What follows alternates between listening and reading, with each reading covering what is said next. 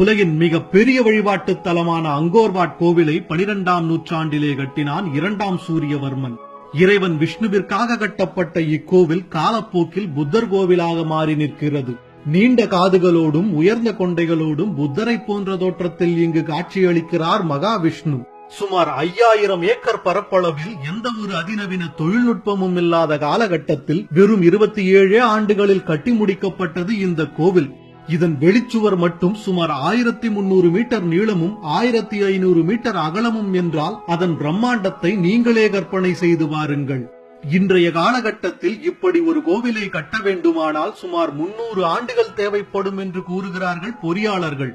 இந்த கோவிலை கட்டுவதற்கு பெரிய பெரிய பாறாங்கற்களும் செங்கற்களும் பயன்படுத்தியுள்ளனர். இவ்வளவு பெரிய கோவிலை கட்டி முடிக்க சுமார் 60 லட்சத்தில் இருந்து 1 கோடி பாறாங்கற்கள் வரை தேவைப்பட்டிருக்க வேண்டும். அந்த கற்களை 40 கிலோமீட்டர் தூரத்தில் உள்ள ஒரு மலையில் இருந்து வெட்டி எடுத்து வந்துள்ளனர். தரை வழியாக பெரிய கற்களை கொண்டு வருவது சிரமம் என்பதை உணர்ந்து மலையில் இருந்து நீர்வழி பாதை அமைத்து கற்களை மிதவை மூலம் கொண்டு வந்துள்ளனர். இதற்காக கோவிலுக்கும் மலைக்கும் நடுவில் இருந்த ஏரியை பயன்படுத்தி உள்ளனர். முதலில் மலையில் இருந்து ஏரிக்கு செல்ல சுமார் 35 கிலோமீட்டர் தூரம் கால்வாய் அமைத்துள்ளனர். பிறகு ஏரியில் இருந்து கோவிலுக்கு செல்ல சுமார் 15 கிலோமீட்டர் தூரம் கால்வாய் அமைத்துள்ளனர். இப்படி ஒரு நீர்வழி பாதையை அமைத்து அதன் வழியாக 60 லட்சத்திற்கும் மேற்பட்ட பாறாங்கற்களை படகுகள் மூலம் கொண்டு வந்துள்ள இவர்களின் அறிவியலை என்னவென்று புகழ்வது? அத்தனை லட்சம் கற்களை ஒன்றோடொன்று இணைத்து அதில் ஒரு கோவிலை அமைத்து கண்கவர் சிற்பங்களை வடித்து அறிவியலில் சாதனை படைத்துள்ளான் நம் பழந்தமிழன். அந்த கோவிலில் உள்ள 3 நிலைகளை கொண்ட உயர்ந்த கோபுரமும் அதை சுற்றி அமைந்துள்ள 4 கோபுரங்களும் மேருமலையை குறிக்கின்றன.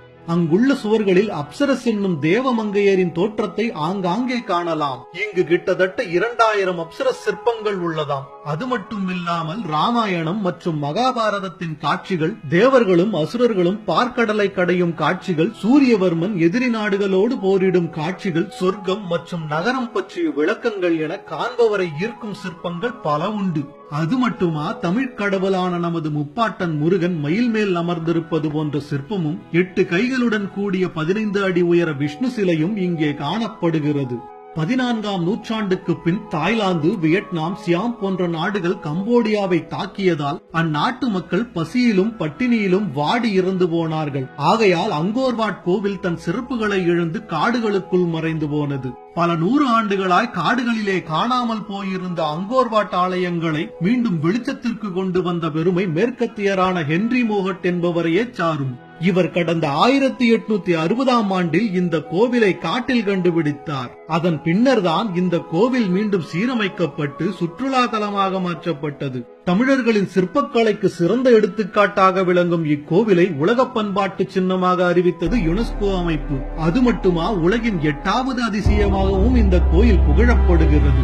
இன்று புத்த நாடாக இருந்தாலும் கூட கம்போடியாவில் தமிழ் கலாச்சாரங்கள் பரவி கிடக்கின்றது. அவ்வளவு ஏன், அவர்களின் பெயர்கள் பல இன்றும் தமிழ் பெயர்களாகவே இருக்கின்றன. பிள்ளையார் இன்றும் அங்கு பிரசித்தி பெற்ற கடவுளாகவே விளங்குகிறார். இப்படி உலகையே ஒரு கட்டுக்குள் கொண்டு வந்து கலாச்சாரத்தையும் பண்பாட்டையும் உலகிற்கே கற்றுத் தந்தார்கள் நம் தமிழ் மன்னர்கள். அத்தகைய கலாச்சாரத்தை நாமும் கட்டி காப்போம். நம் தாய்மொழியாம் தமிழ் மொழியை மீண்டும் உலகறியச் செய்